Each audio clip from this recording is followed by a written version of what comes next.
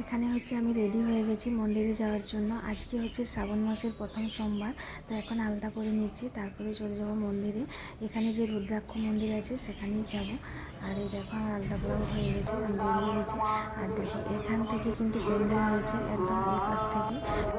শ্রাবণ মাসের প্রথম সোমবারে এই মন্দিরে খাওয়ানো হয়। আগের বছরও হয়েছিল, এই বছরও দেখা হচ্ছে। তো এখন খাওয়া দাওয়া শুরু হয়ে গেছে, এখন অনেকটা ফাঁকা আছে, কিছুক্ষণ পর কিন্তু ভিড় হয়ে যাবে। তো আমি এখন যাবো পুজো দিতে, পুজো দিয়ে আসার পর মেয়েকে স্কুল থেকে নিয়ে আসার পর যাবো খাবার খেতে। আর এই দেখো মন্দিরটা কি সুন্দরভাবে সাজানো হয়েছে, আর এখানে দেখো এখনো জলদি চলছে। এই দেখো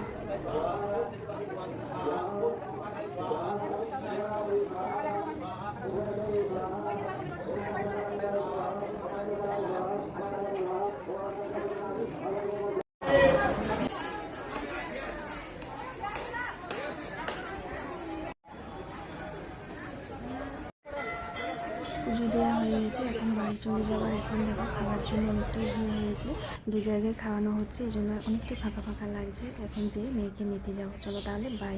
এখান থেকে গাড়ি দাঁড়িয়ে আছে দেখো। আর আমি যখন মন্দিরে গিয়েছিলাম সে সময় কিন্তু অতটা ভিড় থাকেনি, এখন কিন্তু অনেক ভিড়, অনেক মানুষ খাবার খেতে এসছে। আর আমরা এখন খাবার খাওয়ার জন্য যাচ্ছি, মেয়েকে স্কুল থেকে নিয়ে এসে স্নান করিয়ে তারপর যাচ্ছি। আর তোমাদেরকে দেখাচ্ছি চলো কত ভিড় আর লম্বা লাইন। 2-3 জায়গায় খাওয়ানো হচ্ছে, তাও কিন্তু সব জায়গাতে এরকম ভিড় আছে। দেখো কত লম্বা লাইন।